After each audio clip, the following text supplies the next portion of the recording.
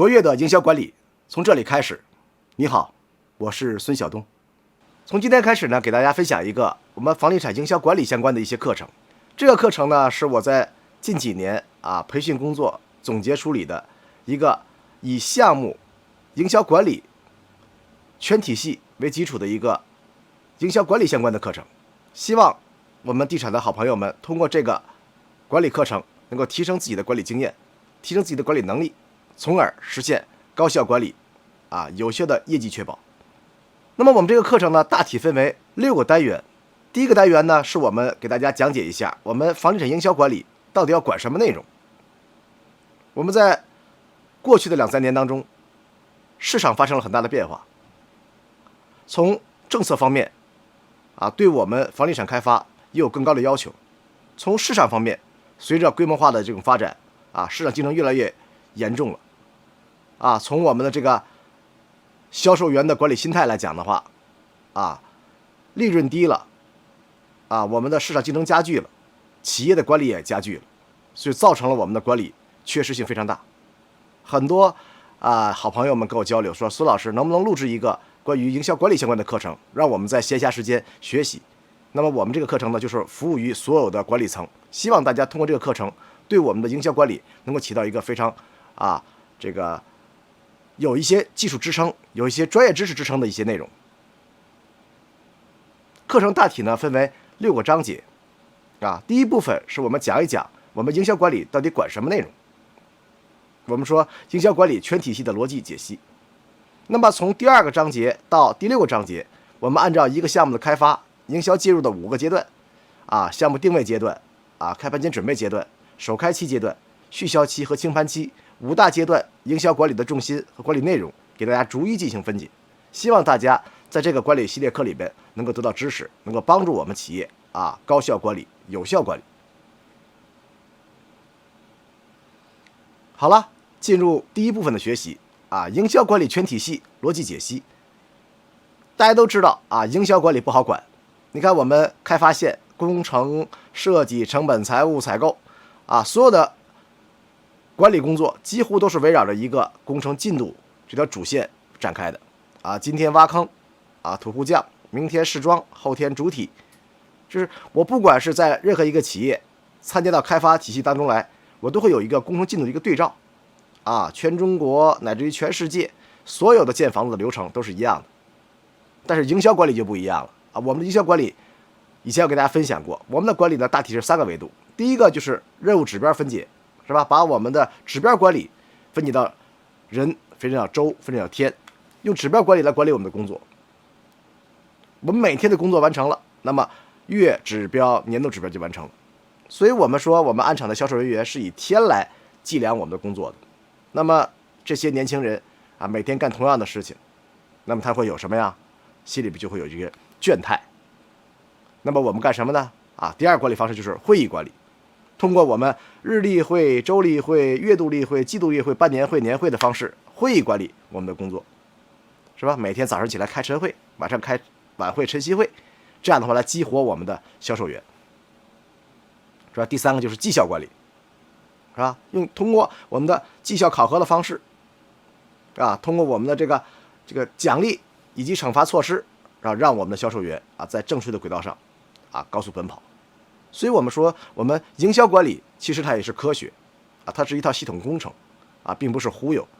它的管理方式和我们开发线的管理是有区别的。那么我们这个章节给大家讲一讲我们营销管理，我们营销人需要关注什么内容。一共有4个知识点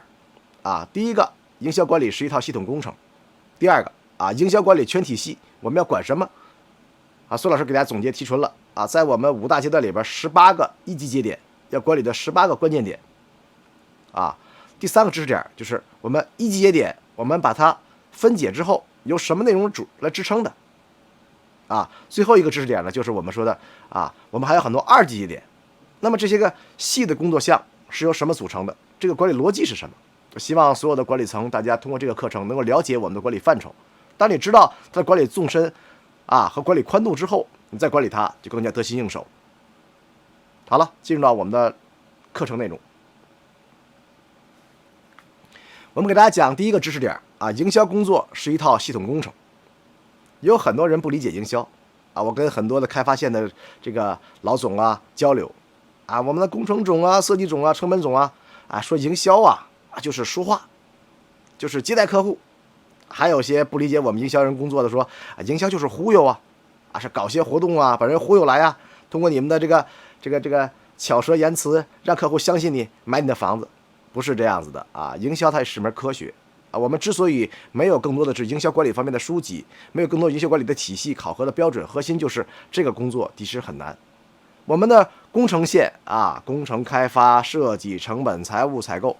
都是以我为主的，以开发商的这个主体为主的。我们通过我们的支付花钱请总包，花钱请设计公司，是吧？通过我们的支付来确保我们的工程质量、工作效率。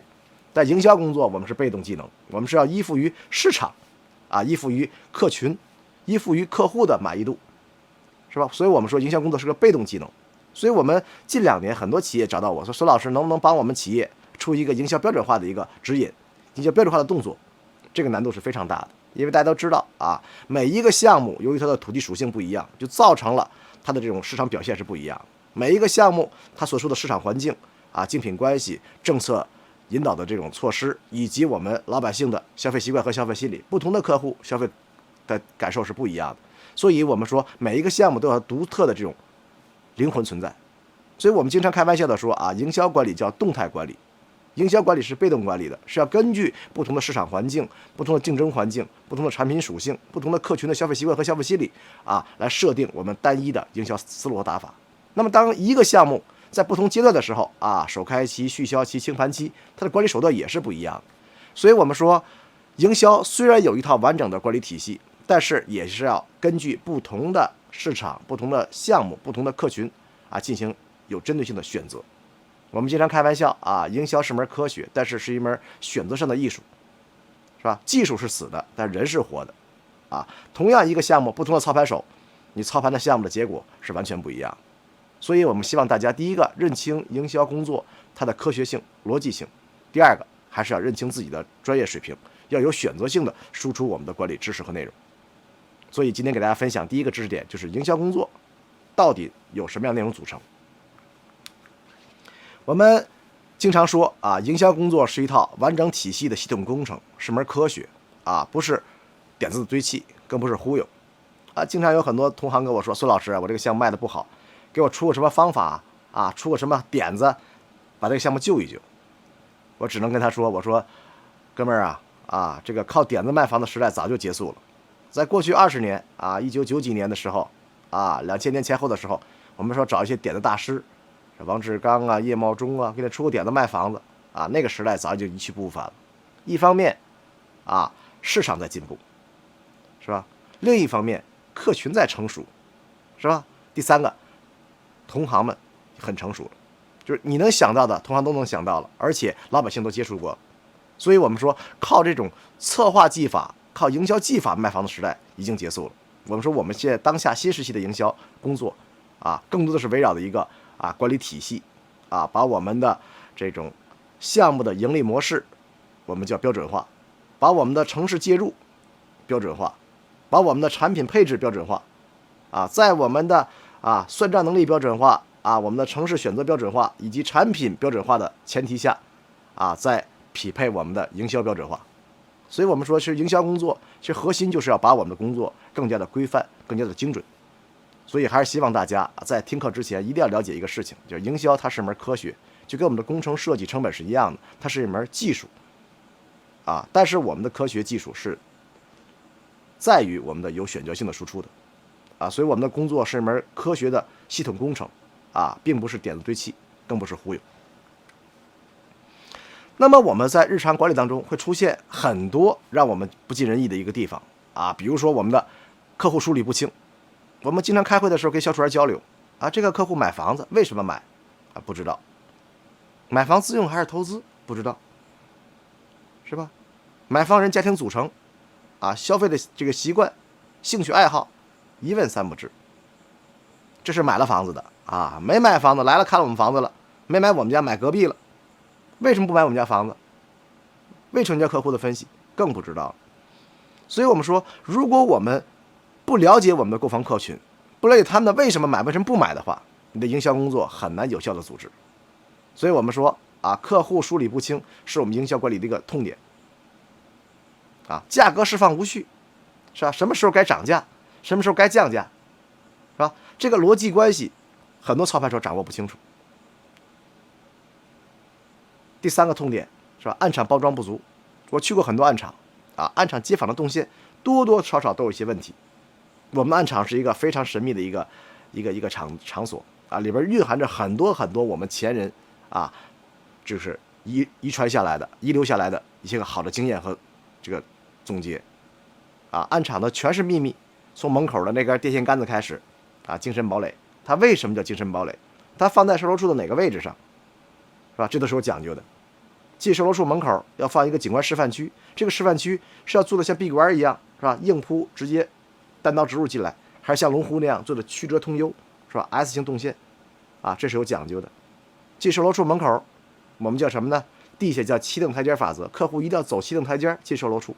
对我们项目感受是完全不一样的，啊，就跟我们去拜佛烧香一样，你去寺庙之前一定要爬几等台阶，这样你才能更加的虔诚。所以我们设计这个道场的目的就是让客户啊稳定情绪，不要带这种骄傲自满的心态进入售楼处。说我们单一层的售楼处一般层高不会低于6.6米，叫66法则，是吧？人看4米的建筑和看6米的建筑感觉是完全不一样。啊，进售楼处之后啊，有的售楼处进门对沙盘，进门就看到沙盘，但有的售楼处进门要对一个大屏风，一个石头墙。我们管这个带石头墙的这个售楼处叫前室效应，要多一个前室，里边讲什么企业风美展啊，是吧？我们这个央企国企的背景啊、背书啊，讲龙湖在中国呀，讲万科在中国呀，啊，讲这个产品系啊，在中国有卖什么产品？那么这个前室是干什么用的？那为什么闭馆没有这个前室呢？啊，进去之后，是吧？讲区域沙盘，啊，讲这个整体沙盘，讲沙盘前要倒一杯水给客户喝，我们管这杯水叫定神水。我去了很多项目，啊，这杯水什么时间倒，让客户什么时候喝，全中国所有的销售员都知道，啊，客户来到沙盘前要倒杯水，但是有一大部分的销售员、销售管理人员不知道他为什么要喝这杯水，是吧？在一个售楼处里边，只有2个地方，客户是可以喝到水的。这都是有讲究的，我们叫喝定神水，看定神图，有一张小图片是一定要给客户看的，啊，所以跟大家讲个事情啊，就是我们的售楼处里边啊，蕴含着非常丰富的前人留下来的宝贵的遗产，啊，宝贵的经验，但是我们很多操盘手都没有经过专业系统的培训，啊，只知道模仿别人这么干，啊，别人干我也干，别人倒水我也倒水，这杯水倒的是凉的还是热的，在什么时间倒，什么时间喝，这是有讲究的。是吧？看这个图什么时间看，是吧？我们的售楼处里边接待桌全是圆的，为什么没有方桌子呢？是吧？那么餐厅里边所有的圆桌子放椅子，放4把椅子都是对着放的，左边2把，右边2把，而我们的售楼处永远是十字动线放的，4个角放4把椅子，这是为什么？是吧？夫妻2个人来看房子来了，坐在桌子上面一定是分开坐的，很少有挨在一起坐的，这是为什么？那么销售员是应该坐他们俩中间呢，还坐他们俩对面呢？啊，这些所有的我们暗场的知识内容，都是对我们的暗场成交有非常大的帮助和促进的。但是如果你不了解里边的知识和内容的话，你只能说照猫画虎，是吧？模仿别人去干，你的暗场转化率就会很低。啊，第4个，工作缺乏深度，管营销管什么呀？卖得好不知道为什么卖得好，卖得不好不知道什么原因造成的，产品的问题吧。是吧？价格策略的问题吧，是吧？市场竞争的问题吧，其实有很多内容问题都来自于我们自身，就是我们的营销管理专业度出现了问题，我们的营销战略、我们的战术落地这个选择性出现了问题。所以啊，还是我们强调一句话啊，从管理要效益，是我们每一个营销管理人必须要具备的能力。那么给大家做一个总结啊，营销工作中我们能做的事情其实很多。像管理要效益就是很重要的一环。作为一个职业经理人，要想成为一个项目经理啊，行为营销一把手，那么你最重要的就是要自己要专业，要用自己的管理方式帮企业创造更大的价值。所以跟大家讲个事情啊，这门课程我还是希望大家所有管理人员大家都要仔细的去聆听，去研究它，如何通过自身的价值帮助企业、帮助项目创造更大的价值，这也是每一个职业经理人必须要具备的能力。那么很多同学就会问了，孙老师我们从管理要效益，我们一般都管什么内容呢？你能用一个网课的方法教会大家我们要管理哪些点，能够帮助企业创造更大的价值吗？那么我们这个网课其实核心的目的就是要用这个方式来帮大家提高管理方式方向重心。大家会发现很有趣的一个现象在中国很多企业都没有营销标准化。我接触过很多企业包括像融创这样的就营销做得非常非常出色的企业，也没有一个营销管理标准指引全是靠潜移默化靠师兄传师弟靠领导传下属，靠潜移默化的管理方式比如使命般的激情吴总称谓这种营销管理方面的一些个很好的一些个管理方式方法，其实靠口述的方式、口播的方式传递给其他人。我接触标准化做的最好的就是我的老东家万达就是卖综合体，我们做一套完整的营销管理的一个打法，叫标准动作所有万达200多个综合体销售全部按照这个标准来输出前提是一定是我们的企业盈利性标准化城市介入的标准化，以及我们的产品标准化，就是万达综合体任何一个地方标准产品都是一样的。这种情况下，前提的情况下才能输出一个标准化营销标准化。那么我们卖的非常非常火，然后很多卖综合体同行都在抄袭模仿万达的模式之前我一个销售员现在在一个知名企业做区域老大他跟我说，哎呀师傅是吧，我按照万达的标准化给我们的项目做了一个标准化营销动作照抄照搬万达的打法，一样能把我的商铺卖得一套不剩。所以我们觉得万达的模式是可以向综合体其他开发的模式去复制结果这个企业复制了成功了，另外一家企业又开始模仿抄袭这家企业的模式，又把它的营销推向了一个高潮。所以我们说还是希望大家对我们的管理有信心，好的专业知识经过我们的沉淀，经过我们的总结整理，是可以服务于其他更多的企业的。所以还是希望大家我们把更多的关注点关注到我们的管理专业上面来。那么我们今天就给大家展示一下营销管理要管什么内容我们给大家展示一下一个项目为单位的营销管理，营销管理人要关注哪些内容。给大家讲一个我自创的一个逻辑就是4-3-2-1法则。我干营销已经干了20多年了从一名销售员开始做起，90几年入行开始干了7年暗场，然后做项目管理，做企业管理。09年呢加入万达做了5个综合体又学会了住宅以外的商业写字楼、公寓如何去销售。然后呢离开万达之后呢，做了一些个项目管理、企业管理做到总裁、副总裁，也拿过中国的顶薪那么你要问我营销管理管的是什么内容，我说营销管理可不是管暗场暗场经理管暗场，如果你想把暗场管好，你也要扩大到一个项目的维度上去。要知道营销是要帮助企业、帮助项目做什么样的工作的。我呢就在上课的时候呢总结了一个逻辑关系。我们说一个项目的营销4-3-2-1法则，如果一个项目100分的话，那它营销的权重在拿地、决策、入市、选择方面占了40%是非常重要的。就是你拿一块好的地，就等于拿一块好的布料，料子好了，做的衣服就会有价值。所以我们说拿地决策以及我们的拿地入市时机的选择是非常重要的。同样一个项目你3年和8年结尾的年份入市和0年5年结尾的这个时间入市，结果表现是不一样的。我有一个理论叫38理论叫38拿地05开盘，就是每3和8年结尾的年份拿地入市效果是非常好的。每0年和5年，就刚过去的2020年去年下半年是疫情，去年下半年很多同行卖房卖得非常舒服，包括今年2021年很多同行说，哎呀，今年市场比去年有好转。为什么不是你的项目好了不是你的区域好了，是全中国我们进入到一个什么叫经济上升期，就是我们每一个执政周期的5年周期里边，第3年开始就是经济年我们执政交接年38年的时候是我们的这个政治稳定年，所以这个时候我们国家不给一些个刺激经济的一个政策。所以我们说这个行业叫靠天吃饭。营销工作你要想顺风顺水，一定要符合一个大的一个市场逻辑，符合一个国家政策对我们行业的一个支持和宽松的货币政策以及宽松的内需经济的政策，才能把我们房地产推向高潮。所以选择年份很重要开盘年你选0年5年开盘会有很好的一个结果，但是你要选38年啊，限购现代年啊，我们执政党执政交接年的话，那就很危险了。所以我们说，一个项目100分，40%的权重是来自于拿地的决心以及入市时机的选择，30%的权重来自于什么呀？好产品，好产品自己会说话，是吧？你有一个好的产品啊，性价比关系，包括我们的这个赠送率，包括你的这个出房率，很多好的产品能够说服客户。就我们说，现在客户非常非常成熟，他看房买房之前一定会多加比较。我们有个大数据分析，在2019年，我们分析了2万个买房客户，已经买完房的客户了啊，他们平均在案场停留6个小时，就能决定是买谁的房子。就现在的客户是非常成熟的啊，所以我们还是希望所有的好企业，大家一定要注重我们的产品可研啊，做好产品的设计研发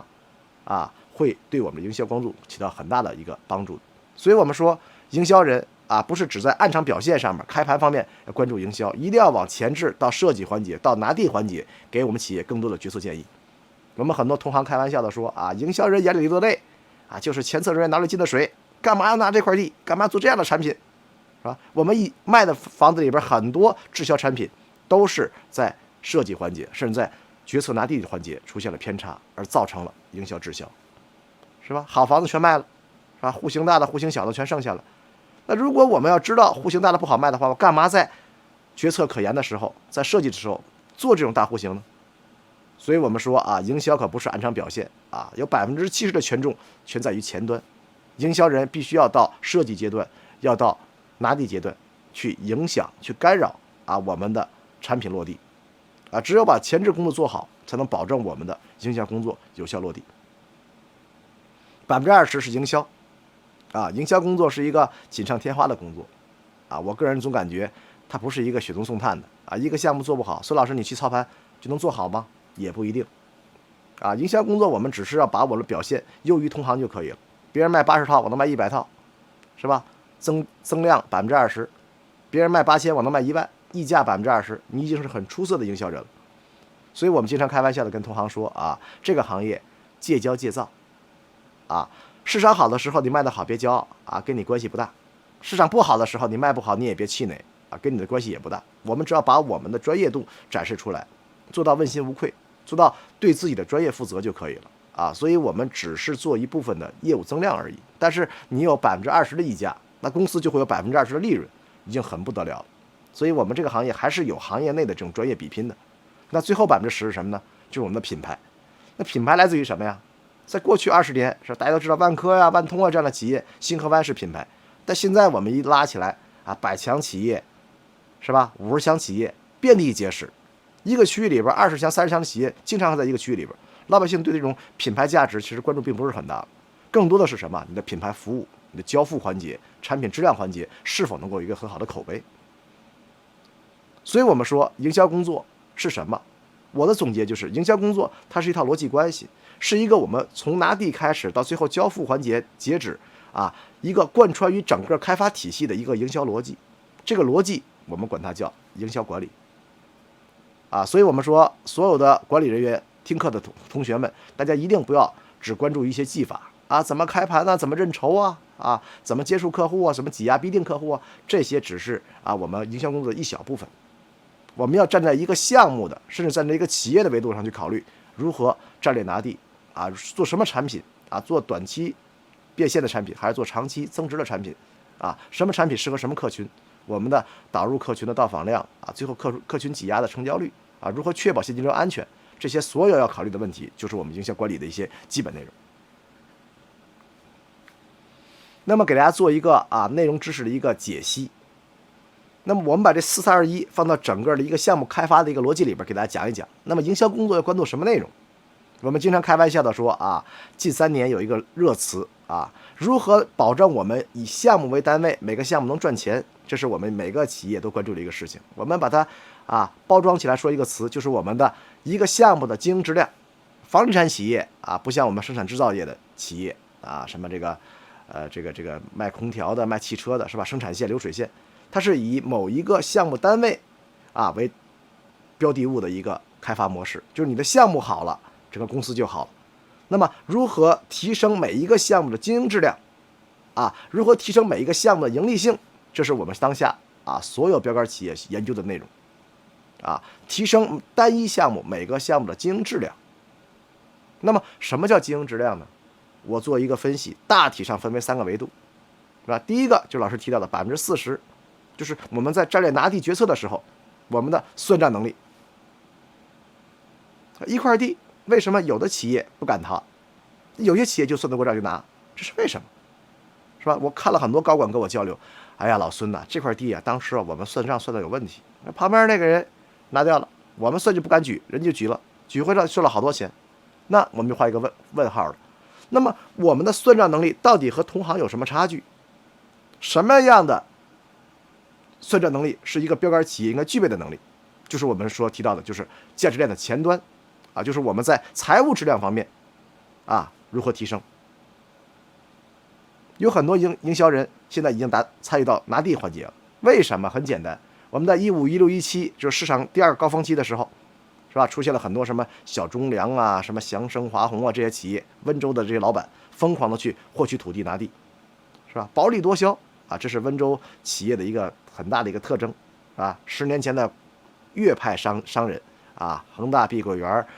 富力、保利这些企业，跟5年前的我们说的这个浙商，其实玩的都是一个路数就是在市场上升期的时候，我们通过降低收益的情况下，小步快跑的方式快进快出的方式来扩大企业的规模一定是我们说的是市场的进攻战略，以及配置我们的产品的这种快销战略就是我们现金流为王的战略，规模化的战略，实现了一种高周转的一个1、2、3、4、5、6的模式。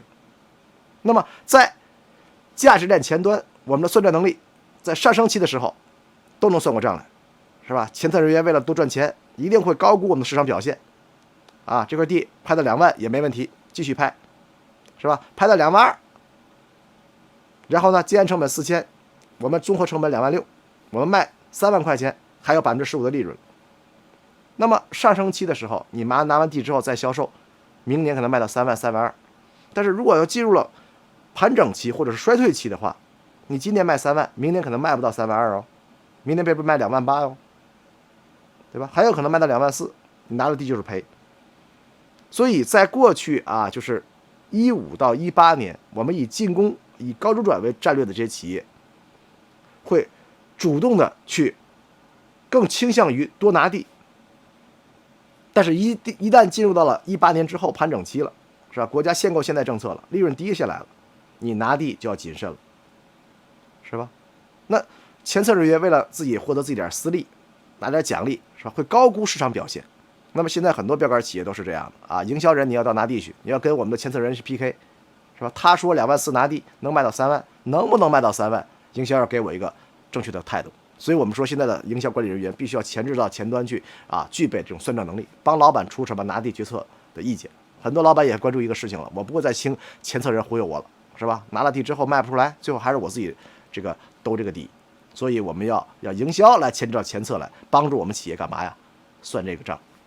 所以我们说现在营销管理人员，你要不会前测算账能力，你不会算什么 ROE、ROIC、IRR， 你就不是一个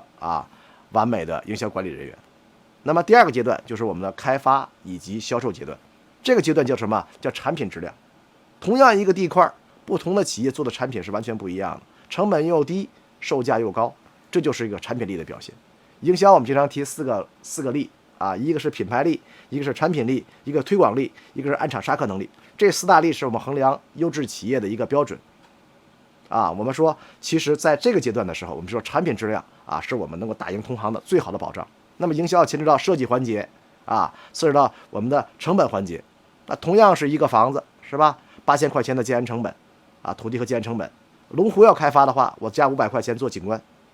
是我能卖到9000，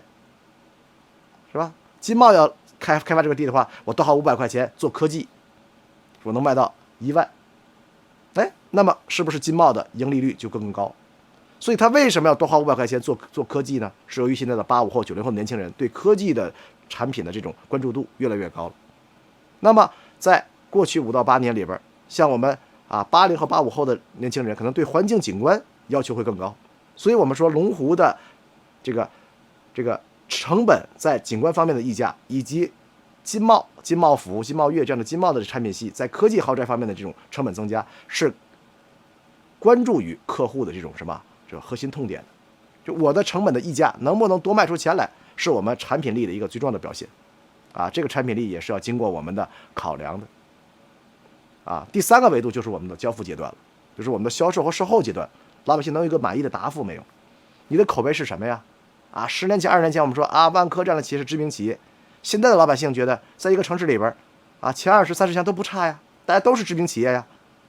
是吧？那么最后在老百姓心目当中有一杆秤啊，谁是知名企业，就看谁的房屋交付的环节好，谁的售后服务好，物业公司的服务标准到位，让我住得舒服啊。现在是大数据的时代了，老百姓拿个手机就知道哪个小区做得好也不好了。就是你在过去交房子这个交得好不好，对你现在的房屋销售是有很大的帮助和促进，或者是有诋毁的作用的。所以我们说你的房屋的质量啊，销售的售后服务以及交付之后的这种交付能力，是我们考察一个项目是否具备好房子的一个最基本的一个条件。所以我们说4-3-2-1法则核心就是我们一个好的项目的营销，核心是要在项目拿地端，在产品的设计端，在销售环节以及在售后服务表现端产品的品质结合我们的品牌这方面的保障，这一个体系我们管它叫做营销全体系。那么在这3个质量确保的前提下才能说我们企业是具备能做好产品的一个能力。你说孙老师你营销很强，到我们公司来做营销，能把营销带起来？我说我做不到我只是一个营销管理人员，一定要我们的设计强，我们的产品品质工程强，我们的前期决策能力强我们的品牌后期服务物业服务强，只有这几个板块全升到一个这个维度上去，这个企业才是有发展的企业那么这些我刚才提到的这个前端也好包括设计端也好产品生产端也好，包括售后服务端、物业端也好，销售端也好，这5个环节的内容，其实它的一个逻辑，我们有些企业叫大运营体系，有的企业叫做经营质量体系这都无所谓。其实它是一个逻辑，就是好产品的这种高质高价格的这种逻辑是当下企业最关注的。这就是我经常提到的，就是营销逻辑。营销它不是卖的逻辑，而是产品生产质量以及性价比关系的一个逻辑让我们的工程师、设计师、成本师，所有参与到开发过程当中的每个人都具备这种营销能力、这种议价能力、这种思维的方式，就是我们统称的营销全体系。那么我们再把营销工作我们具体的工作放到我们整个开发的这个维度上去，放到我们其他的工程设计成本的这些个部门当中去，给大家做一个比对，看看营销工作在整个开发过程当中不同阶段里边占的权重，以及配合其他部门做的事情具体是什么我们提到了，首先第一个在内部立项阶段的时候，营销工作要参与什么呢？要算2个账第一个就是我们算账，就是财务账，是吧？确保这个项目静态成本以及我们的盈利性，我们的 LE 我们的 ARR 是能算得过账来的。不同企业算账方式是不一样的，是吧？有的企业追求规模，有的追求利润，是吧？有的是靠产品赚钱的，有的是靠土地溢价赚钱的一定要把我们的算账能力我们算账的这个模型要结合我们的什么呀我们的这个企业发展的一个战略。那么在策划阶段的时候了，我们算过账来了要15%、20%的利润了，你靠什么样的溢价表现？老师提到了你要根据你的市场的竞争，别人比如说都有绿化了，那我可能出个科技豪宅可能就能有这个差异式营销的能力了，是吧？别人都有这个环境配套了，那我出一个学片房是不是有这么一个溢价能力的？就是我的所有的溢价的表现是围绕着什么呀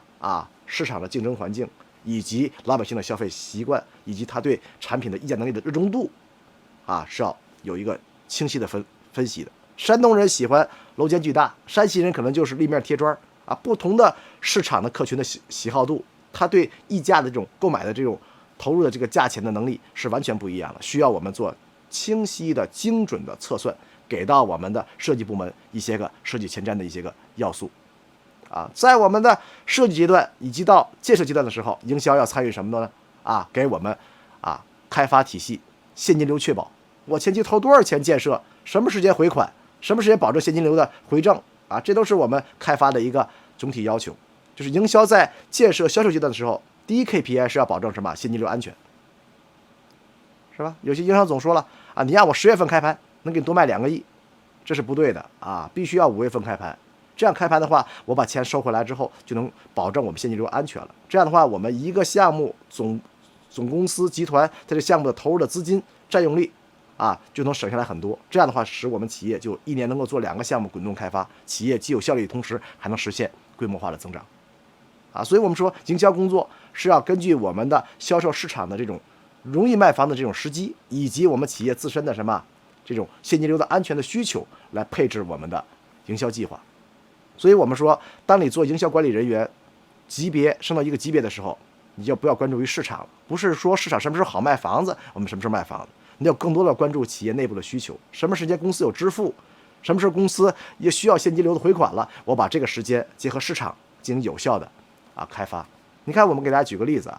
我们所有的营销线要排年度计划的话，永远排的是麦当劳叔叔，一个 M 型的5月份卖的多，10月份卖的多，金九银十，5月份好卖房子。但是我们发现一个现象近3年我们很多开发企业都在1月份有个节点，是吧？春节前抢一波返乡置业，这是为什么不是市场要求的，而是我们在1月份、2月份春节前，我们企业有什么呀？有支付计划。年关难过，是吧？年前了，很多的总包方、施工方要账来了，怎么办？营销在1月份、2月份能不能够加个节点，有一部分回款，这样能保证我们的支付安全。所以你要想做大官，要想做更高级别的营销管理人员，你必须要关注什么呀？企业内部的现金流需求。那么一个项目总的支付计划跟我们营销计划是正相反的，营销是 M 型的麦当劳叔叔，而我们的项目总的支付计划是个 W 型的。每年春节前1、2月份是我们支付高峰期，6月份农忙时期是我们支付的高峰期，到年底的时候了，材料款是支付高峰期了。而我们的1月份、6月份和12月份营销是没有节点的。如果你不这样回款的话，你的项目组对你的营销总会有很大的一个质疑这哥们儿老不在关键时刻回钱，是吧？等你5月份的10月份回钱了，账上排1、2个亿，我没有支付节点，然后集团财务部还考核我说我的这个资金利用率不高，把我钱抽走了。抽走完之后了，等我在6月份支付了，年底支付的时候，你又没有回款节点了。所以为什么我们经常会出现一个项目总会说营销总的坏话，是吧？经常要求集团给我换个营销总，是为什么你的营销总没法被集团提拔起来？很多核心在于我们没有读懂我们营销在师阶段在销售阶段里边是服务于谁的？营销更高级的管理人员是服务于市场的，但是如果你想作为一个企业的高管来讲的话，你要服务于什么？企业内部的。所以我们说，你的官职大小决定于你的职业情商。职业情商来自于什么？你关注的点是什么？到底关注是市场还是关注于企业内部？更高的级别的营销管理人员关注的是企业的生存。所以营销人要读懂什么？开发计划，要读懂什么？现金流计划，要读懂我们企业在什么时间缺钱。所以我们在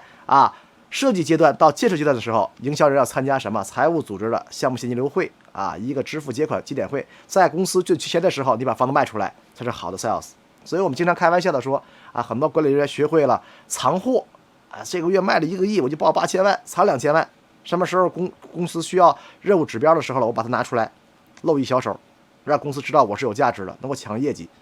很多企业管理人员说老孙我每个月都藏货，不是这样的我们这个行业有这么一个技术，但不是说我月月都藏。你月月都藏的话，公司领导说你这个人不诚信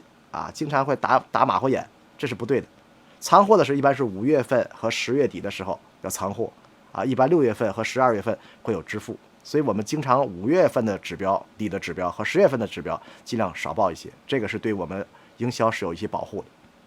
的所以我们说在开发阶段营销关注的内容也是不一样的。那么在最后交付阶段的时候，营销关注工作更多了，更多的是什么？老业主的维护、老带新，以及交付时候的营销的表现。这样的话才会有很好的口碑，这样才会出现后期的这种